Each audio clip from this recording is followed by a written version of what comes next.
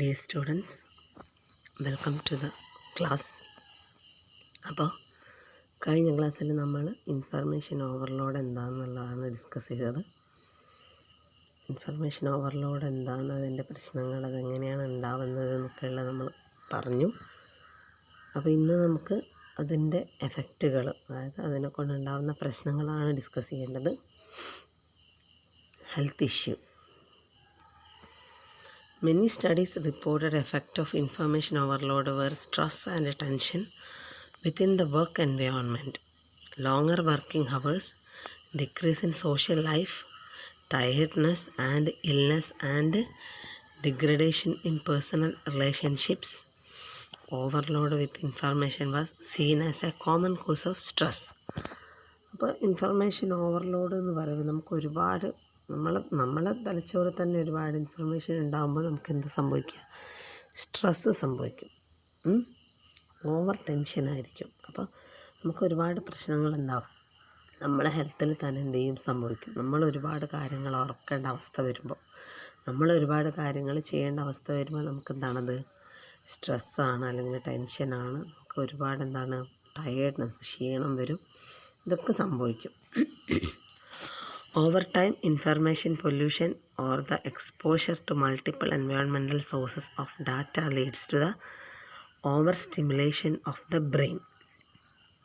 Neurons get overloaded with data, numbers, deadlines, targets to be met, projects to be completed, or simply useless details.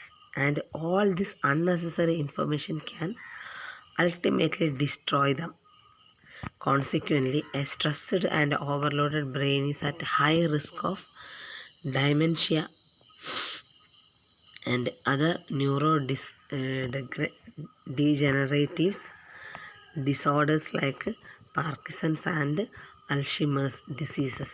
അപ്പോൾ ഇങ്ങനെ information overload ഉണ്ടാകുന്ന സമയത്താണ് എന്ത് സംഭവിക്കുന്നതെന്ന് പറയുന്നത്, നമുക്ക് ഓരോ അസുഖങ്ങൾ ഉണ്ടാകുന്നത്. ഇപ്പോൾ പാർക്കിൻസൺസും ഒരുപാട് കാര്യങ്ങൾ നമ്മളിങ്ങനെ ഓർത്ത് വെക്കേണ്ട സമയം വരുമ്പോൾ നമുക്ക് ബ്രെയിനിന് അത് താങ്ങാനാവുന്നില്ല. നമ്മളെ തലച്ചോറിന് അത് താങ്ങാൻ പറ്റാത്ത അവസ്ഥ വരുമ്പോൾ നമ്മൾ പലതരം രോഗങ്ങളിലേക്ക് നമ്മൾ എന്ത് ചെയ്യും, വീഴും. Information overload can severely effect our mental and physical well being in the following ways. Increased blood pressure. നമുക്ക് എന്ത് സംഭവിക്കും, നമ്മളെ BP കൂടും. Low mood or energy. നമ്മൾ എന്താ പറയുക, മൂഡ് താഴും. മീൻസ് നമുക്ക് എനർജിയൊക്കെ നഷ്ടപ്പെടും. നമുക്ക് എന്തെങ്കിലും ഒരു ഇൻട്രസ്റ്റ് ഉണ്ടാവില്ല. Decreased brain performance which ultimately effect decision making skills. നമ്മൾ തീരുമാനം എടുക്കാനുള്ള പവർ എന്ത് ചെയ്യും, കുറയും. Finding it difficult to concentrate. ശ്രദ്ധിക്കാനുള്ള കഴിവ് കുറയും. Impaired vision. നമ്മളെ ലക്ഷ്യങ്ങൾ എന്ത് ചെയ്യും, നമുക്ക് നഷ്ടപ്പെട്ടു പോകും. ഡിമിനിഷ്ഡ് പ്രൊഡക്ടിവിറ്റി എന്ത് ചെയ്യും, കുറയും. ഇൻസോമാനിയ.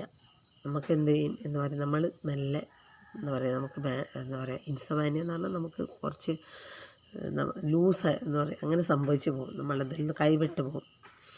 Vivid dreams. നമ്മുടെ സ്വപ്നങ്ങളൊക്കെ എന്ത് ചെയ്യും, നഷ്ടപ്പെട്ടു പോകും. ടയേർഡ്നെസ്. എന്താണ്, നമുക്ക് ക്ഷീണം വരും. Then solution information overload. അപ്പോൾ ഇൻഫർമേഷൻ ഓവർലോഡിൻ്റെ സൊല്യൂഷൻസ് ഇവിടെ പറയുന്നുണ്ട്. നിങ്ങൾ എന്ത് ചെയ്യുക, അത് നോട്ട് ചെയ്തിട്ട് വായിച്ചിട്ട് അത് എഴുതി അതിൻ്റെ അർത്ഥം എന്താണെന്ന് മനസ്സിലാക്കുക. ഇവിടെ കുറേ പോയിൻറ്റ്സ് പറയുന്നുണ്ട്. അതൊക്കെ എന്താണെന്നുള്ളത് വായിച്ച് നോക്കുക. അത് ടെക്സ്റ്റിലും ഉണ്ട്. അത് പോയിൻ്റായിട്ട് പറയണ്ട. അതുകൊണ്ടാണ് ഞാൻ ടെക്സ്റ്റ് ഫോട്ടോ എടുത്ത് എന്ത് ചെയ്തത് ഇതിലേക്ക് ഇട്ടുന്നത്. Thank you.